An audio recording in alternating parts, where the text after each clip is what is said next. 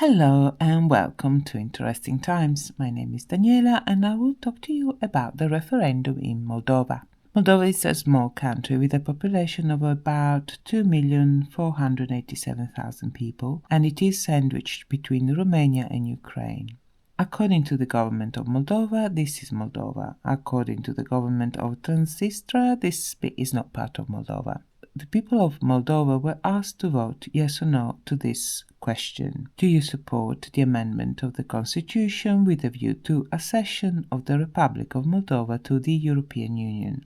Voting bulletins were distributed across the whole territory of Moldova, including Transnistria. The yes camp won with a majority of 50.35%, and overall voters' turnout was about 51.7%. Putting this into perspective, these are the turnouts for referenda concerning joining the EU.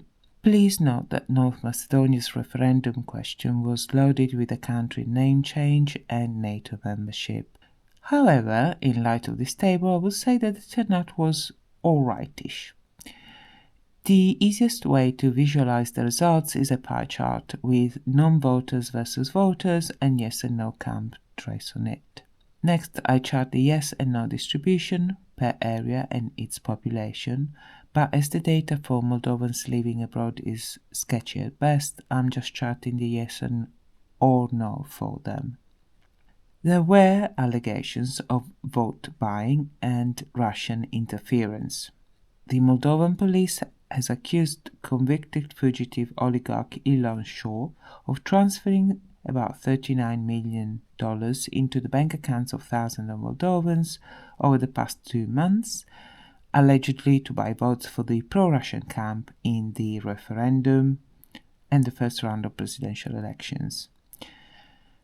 Flipping the picture around, the EU is the largest provider of financial assistance to Moldova.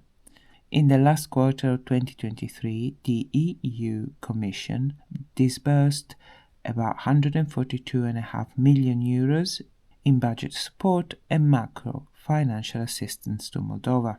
From the other side of the fence, the EU could be perceived as the one meddling in Moldova. However, in light of the EU quite intense technical and financial aid, I would have expected better results from the referendum, especially as the Moldovan government is strongly in favor of Moldova joining the Union. But it took the votes of Moldovans living abroad to push the yes vote over the finishing line. This, I feel, needs some context. Moldova's score on the corruption index is 42, the same as Hungary and North Macedonia. And for comparison, let's pick Germany for example, their score is 78. To clarify, the Corruption Perception Index, or CPI, is an index that scores and ranks countries by their perceived levels of public sector corruption. The scale goes from 100, very clean, to 0, completely or highly corrupt. According to Freedom House, Moldova is a partially free country. It scores 26 out of 40 for political rights and 35 out of 60 for civil liberties. The overall score is 62 out of 100.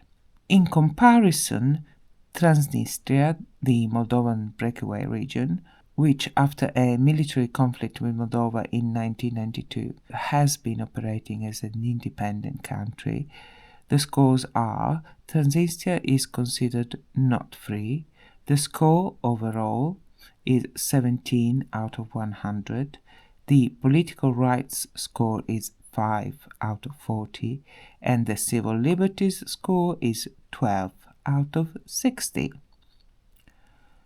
Please be aware that all EU member states are classed as free, and the changes required to achieve this status are actually baked into the accession to the EU process. Now that we have a bit more background, the turnout of just above 50% and the result of just above 50% with a strongly pro-EU government become a bit clearer. perceived corruption in public office and perceived failure of a fair application of the law tend to create mistrust and detachment from the political process.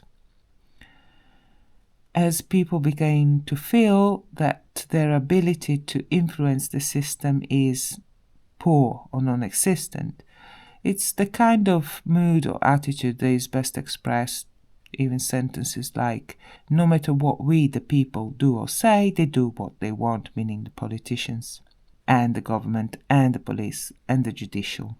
This document comes from the EU enlargement strategy pool of documents, and in my opinion, it is a good example of official paperwork produced by governments everywhere. Why use 5 words when you can use 500? But my reading of this 127-page document is that Moldova does not qualify for EU membership. But the EU remains positive that one day it would, if the government implements the changes suggested and meets the requirements. Having said all that, while reading the document, I couldn't help noticing that Russia was mentioned quite a lot. And I did begin to wonder if Moldova's accession to the EU is somewhat dependent on EU's, annoyance levels with Russia. In the document, Transnistria, the Moldova breakaway region, is mentioned only once and only in the introduction. And I quote, "The EU remains fully committed to support a comprehensive, peaceful and sustainable settlement of the Transnistrian conflict. This should be based on the sovereignty and territorial integrity of Moldova in its internationally recognized borders, with a special status for the Transnistrian region." I should note that this is not unusual. The EU does not do separatism. For example, when Czechoslovakia floated the idea of splitting, the EU was not in favour. But in November 1992, the federal legislature voted to divide Czechoslovakia. And Czechia and Slovakia went their separate way, and both joined the EU in 2004. In 2017, the Catalonian parliament ran a referendum for the region to become independent from Spain. The referendum legal base was weak. The Madrid government rejected it utterly and sent troops to Catalonia. The EU mostly tried to keep out of the way, but Madrid did successfully use the EU framework to request European arrest warrants for the political leaders of the separatist party. Nearly every other country in the EU has a more or less active separatist movement. The way the EU deals with it is by not dealing with any of them, as acknowledging even one may cause some really unwelcome waves across the Union. So, nothing personal to Transnistria.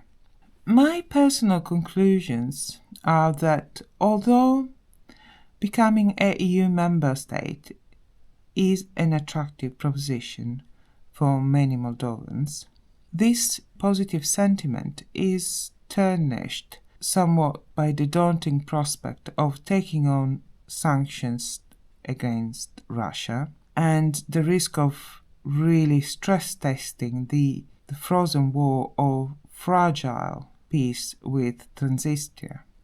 Well, this is it. Thank you for watching.